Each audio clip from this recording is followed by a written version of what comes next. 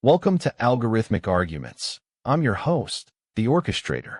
Tonight, we're diving into a question that's sparked heated debates and raised concerns about public safety and civil liberties. Is the use of tear gas against protesters an acceptable law enforcement tactic? We've assembled a diverse panel of experts who bring unique perspectives to this discussion.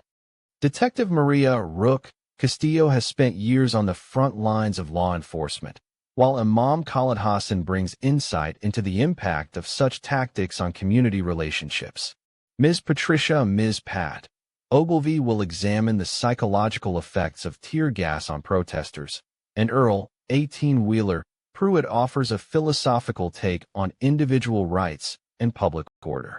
Over the next hour, we'll dissect this complex issue from every angle, exploring the pros and cons, and challenging our guests to defend their stances.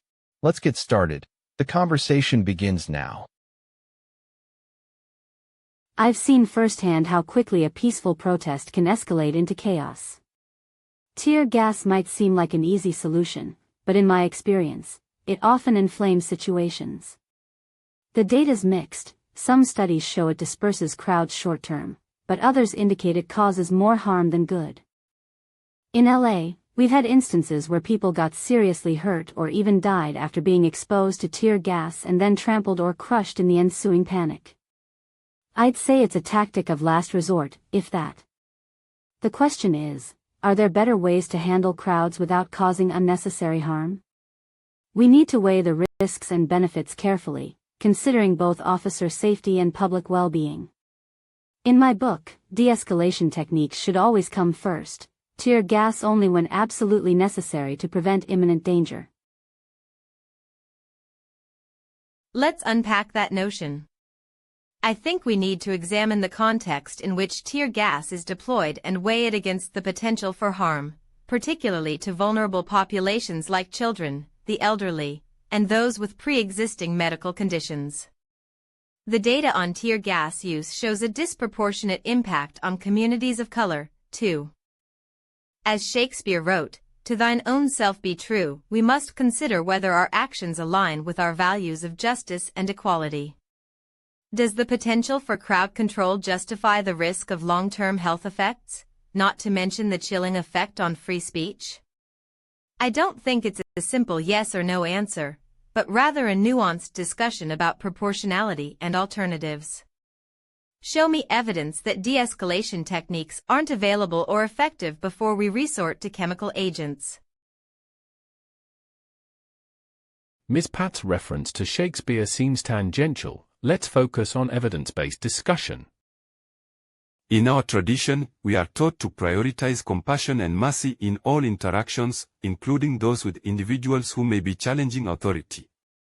The Prophet, peace be upon him, said, "He is not of us who does not have mercy on our young and respect our old." When considering the use of tear gas against protesters, I must weigh this against the Quranic principle of promoting justice and minimizing harm. Research has shown that tear gas can cause significant respiratory distress, particularly for individuals with pre-existing conditions. If I may share a perspective, it seems to me that law enforcement should prioritize de-escalation techniques and reserve such measures for situations where there is an imminent threat to life or property. The use of tear gas should be subject to strict guidelines and oversight to prevent unnecessary harm, and God knows best. Let's keep the conversation centered on the use of tear gas in protests, exploring both its effectiveness and potential drawbacks. Well, I've seen some rough stuff on the big road, but when it comes to tear gas and protesters, I'm not so sure that's a good idea. You're talking about dispersing crowds with chemicals that can cause respiratory problems, skin irritation, the works. That's like throwing a wrench in the engine of an already volatile situation. I recall seeing some rough protests on my routes, but law enforcement's gotta consider if they're just blowing smoke to clear the lane or actually keeping folks safe. You gotta think about long-term effects too. Does it really solve anything? Or do you just end up with more hostility down the line? Keep it between the ditches. We need solutions that don't leave people gasping for air. Let's dive deeper into the complexities of tear gas as a crowd control agent. One angle we haven't fully explored yet is the long-term health effects on protesters and bystanders. While tear gas is often considered a non-lethal tool, there's evidence suggesting that exposure can lead to respiratory problems, skin irritation, and even psychological trauma. I'd like to examine the studies on this topic and discuss whether the immediate benefits of tear gas in dispersing crowds outweigh the potential long-term risks to public health. I'd like to drill down on the long-term health effects of tear gas exposure, as you've brought up. Studies have indeed linked it to respiratory issues, such as chronic obstructive pulmonary disease, and even psychological trauma. For instance, a 2017 study published in the Journal of Medical Toxicology found that tear gas exposure can lead to significant increases in anxiety and depression symptoms. The American Academy of Pediatrics has also expressed concerns about its impact on children's health. Given these findings, I think we must rigorously evaluate whether the short-term benefits of tear gas outweigh the potential long-term risks. But what does the author mean by acceptable law enforcement tactic? Are we prioritizing officer safety at the expense of public well-being? Let's examine alternative de-escalation methods that prioritize compassion and community trust. In my experience, I've seen firsthand how quickly a peaceful protest can escalate into chaos. Tear gas might seem like a convenient solution, but we need to consider the long game. The data we've reviewed shows that tear gas doesn't always disperse crowds, sometimes it just makes them angrier. And let's not forget the vulnerable populations, folks with medical conditions, kids, and seniors, who can be disproportionately affected. As a detective, I've learned that de-escalation techniques often work better in the long run. I'd rather see officers trained in communication and crisis management than rely on chemicals that can do more harm than good. The risk of unintended consequences is just too high. We need to prioritize compassion and explore alternative methods before deploying tear gas. It's not a one-size-fits-all solution. Context matters, and so do the potential long-term effects on our communities. In our tradition, compassion and mercy are fundamental principles that guide interactions between individuals and authorities. The Prophet, peace be upon him, emphasized the importance of treating people with kindness and justice. Regarding the use of tear gas, I would argue that its deployment must be evaluated through the lens of these values. While it may be tempting to view tear gas as a convenient solution for dispersing crowds, we must consider the potential harm it can cause, particularly to vulnerable populations. In the Quran it is written, "And do not kill the soul which Allah has forbidden, except by right."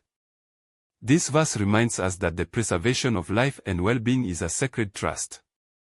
Given the risks associated with tear gas, I believe that law enforcement should prioritize de-escalation techniques and explore alternative methods before resorting to its use. As we conclude this discussion, I want to emphasize that our exploration has reinforced my conviction that the use of tear gas against protesters is a reductive and often counterproductive tactic. The evidence we've examined underscores its potential for harm, particularly to vulnerable populations, while its effectiveness in achieving desired outcomes is dubious at best. What's striking is how often we've seen it inflame tensions rather than quell them. As educators, we know that the most resilient learning environments are those rooted in empathy and understanding. Similarly, I believe that law enforcement strategies should prioritize de-escalation techniques over chemical deterrence. The phrase "show, don't tell" comes to mind. Let us demonstrate our commitment to public safety through compassion and dialogue, not just tear gas and trauma. Ultimately, we must hold our authorities accountable for using the least coercive means necessary to maintain order. Well, I reckon we've had a good hard look at this issue from a lot of different angles. What sticks with me is that out there on the big road, you learn to read people and situations quick. When it comes to tear gas, it's like throwing a match into a dry field. It might clear the area, but it'll also stir up a whole lot of trouble. The data we've looked at shows it ain't always effective in moving crowds, and it can cause real harm to folks who don't deserve it. I'm not saying there ain't times when force is necessary, but we gotta consider the long-term effects and who's getting hurt. I think the key here is context. Every situation's different, like a roadside diner versus a city street. We need to keep it between the ditches, use some compassion, and make sure we're not talking the long way around to solving problems. Copy that.